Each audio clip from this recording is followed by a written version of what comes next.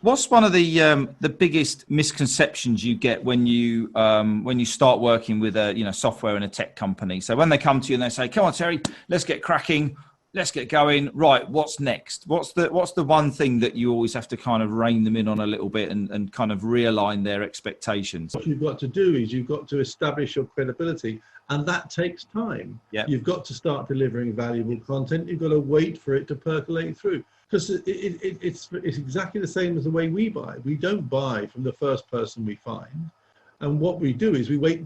If you don't know who you're talking to, you want to identify their credibility by talking to someone else or researching a bit more, etc., etc.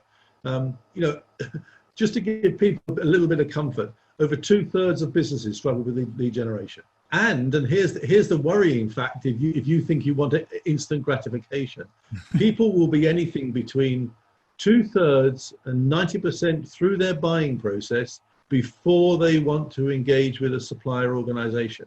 Yeah. That means for all that time, if you're a commodity product, it'll be up around 90%.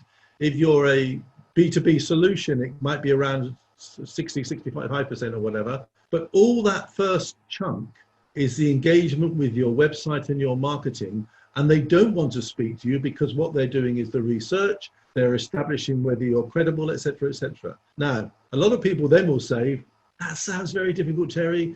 That kind of takes a bit of time. Let me give you the real upside on all this. If you can engage with people up here early in their buying process, yep, and you can be patient about the approach you take, and you can nurture them continuously and repeatedly over a period of time.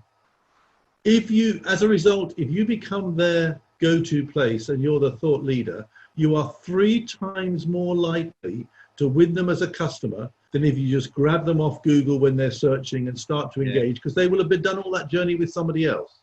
Now, I don't know any salesperson in the world that will turn down the offer of having a 3 times better conversion rate. Therefore, you've got to invest the money in marketing, because at the end of the day, the most expensive commodity, most expensive person in most organizations when you're paying out commission is the sales guy. Yeah. And one of the lowest people when he's not performing is the sales guy. Yeah.